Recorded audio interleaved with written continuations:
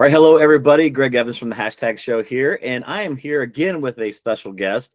You might remember a little while ago, I got to interview Tiffany Smith for Masters of the Universe Revelation, the series on Netflix, which was an amazing series. And we really didn't talk a lot about the character, well, because we couldn't, because the series wasn't complete yet. So we're going to talk a little bit about that, and we're going to talk about something special that's coming out in July, which is a new comic book written by Tiffany Smith herself about her character Andra. So Tiffany, welcome. Glad to have you here today. Hi, I'm so happy to be here. I'm like, it's so exciting because I was so excited when we got to do press for the show, and now I'm like, it still keeps going. I still get to keep talking about Andra. That's awesome. Yeah, so with the show, I mean, when we talked the last time, you got to talk a little bit about how important it was for you to play the role of Andra and how the character was growing. But we obviously didn't get, and if you haven't saw this, everybody, I'm sorry, but it's time for spoilers. If you haven't seen it yet, it's your fault. And she obviously grew so much as a character through the seasons, and become the new Man-at-Arms, and it was just an amazing story. Yeah. What was it like to you when you saw that in the script, and how did it feel to actually get to that point finally in the series? Well, I definitely squealed out loud when I read that she was going to become Man-at-Arms, because I didn't know that. I had talked with some of the writers, and they're like, do you know what happens? And I was like, no, I don't know what happens. You guys are the ones that writing it. Like, can you tell me? And they're like, no, you'll just wait till you read it. So I was so excited, because I think what was so awesome for me doing the show in general was I'd never gotten to take a character like through a whole season arc, and I got to take this character through 2 full seasons. So getting to like go on that journey with this character, where it went from like being, just like a bounty hunter with her best friend, then getting to that point where it's like she wanted to be accepted into the family, and she did get accepted. And when King Randor's like, she's a good hire, and then to at the end get to see her become Man-at-Arms is, it's so cool, because I think it just showed how accepted she was into that circle. And what I think is so fun is that, you see that whole journey, and what's awesome that I get to do is the comic book takes place between the 2 seasons. So you didn't really get to see like that period where she's trying to figure herself out as Man-at-Arms, and really, where it's like you get this new title and take on a new job, and you're like, can I actually do this job? Do I have all the skills and the tools to do this? Especially because it's, Andra as a character for me, always, she loved the whole world. She grew up hearing stories about it all. And so it's like that fangirl aspect to her. How do you kind of take that and then become a leader for people in that space as well? Which I was so excited to get to tell that story. And just the way her character developed. Now, when that Man-at-Arms part came, like, did you know during the first season, like right away, that was going to be the storyline, or was it kind of no? To you, No, I had no idea. I had no clue. I had no idea what was going to happen in the second season. So yeah, every time I got a script, I got it a couple of days, maybe a week before I was going into record.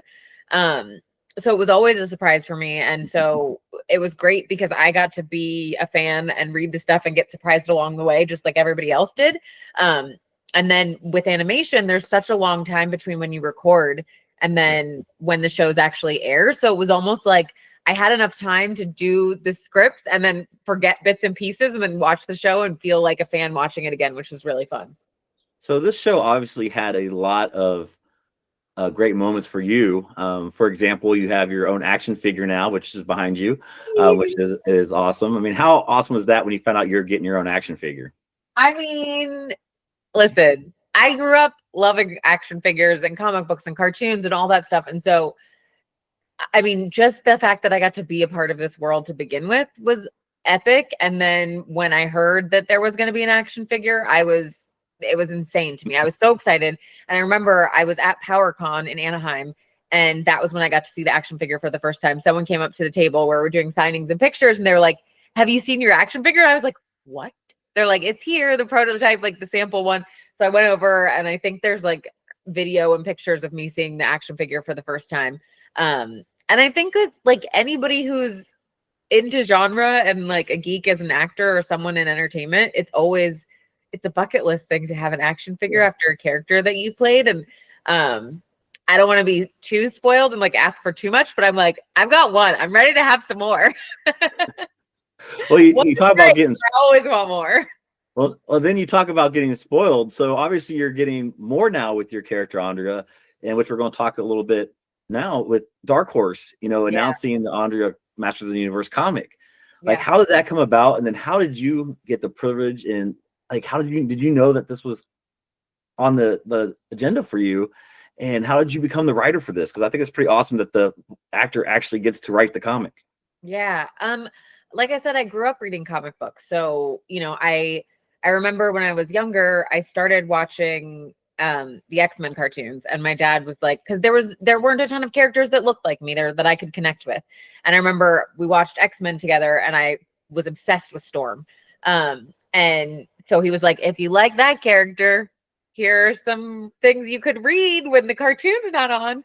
So that was like really what got me into comics in the first place. And then after that, I was voracious about reading comics. I love them so much. I think it's such an incredible medium. And I feel really lucky that, I moved back to California and got to work for G4 and got to work for some of the different publishers and interviewed and got to know really great comic book creators and writers and artists.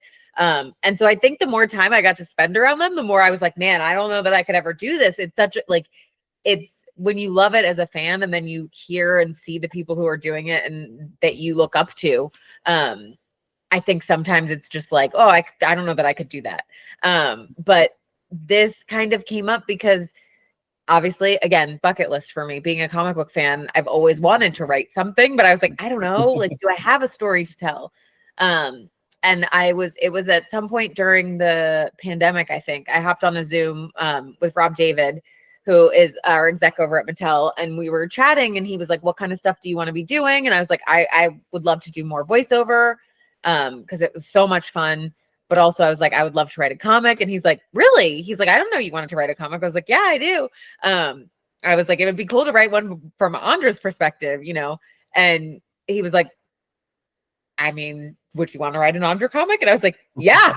And so it sounds like simple and easy, but then it was like, I had to send my 1-page pitch to Dark Horse and Mattel had to go over it and make sure that, that they all liked it and that it was actually a good story.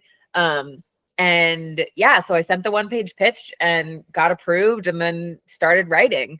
And it was definitely super intimidating, but I like to do things that scare me. So it felt like, okay, if I can do this, like it's probably right now, it's one of the things I'm the proudest of, because as an actor and performer, like you get to use other people's words all the time. And this, I always joke that one of my friends who's a writer told me, they were like, so you picked the hardest medium to write by yourself for the first time. Just because like as a comic book writer, you're not just writing the words, you're basically like a director, storyboarder, and you put it all together. And on top of writing the words, you have to make sure it's a limited amount of words because you can't write paragraphs on comic book pages, or generally it's not necessarily the best way to put together a comic unless you're doing like a graphic novel, kind of like Crazy Watchmen kind of vibes or something.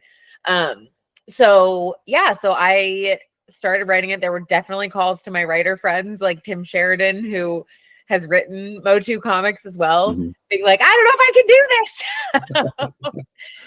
this. But I feel really lucky that I have so many wonderful friends who are so supportive. And every time I hit a speed bump, they were like, you can do this. Like, you've grown up in the space, the space, the character. And, that was one of the most encouraging things. Like I said, I got to do 2 seasons with this character.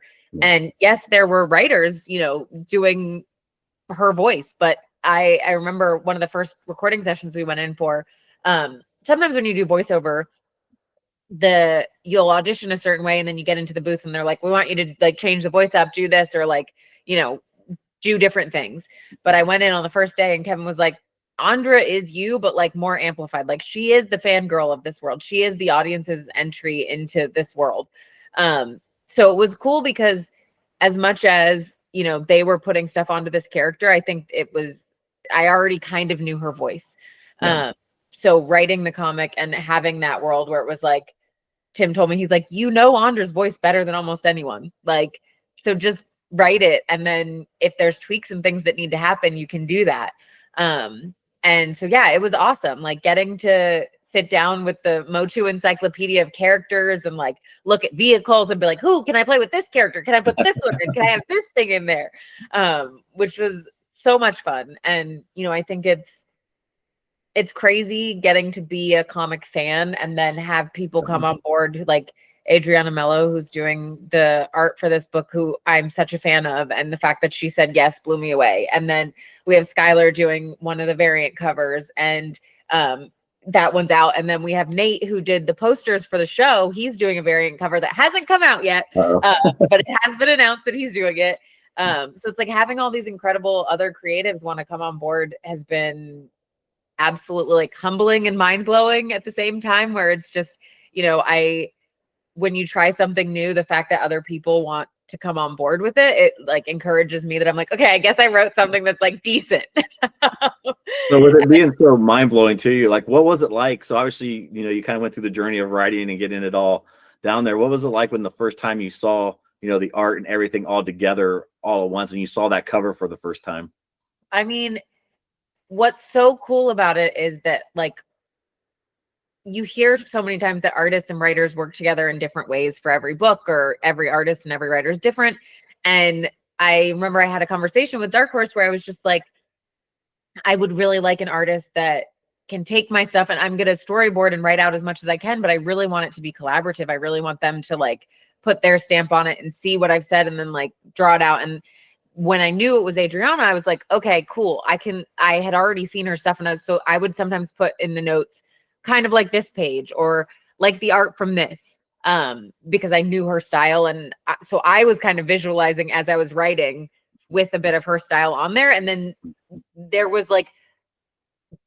so few notes. Like I would she would get the script and then send back pages. And if there were ever notes, it was like, oh, I'm sorry, I didn't describe this well enough, like in the pages. So like, can we tweak this here? Because what I really meant was this.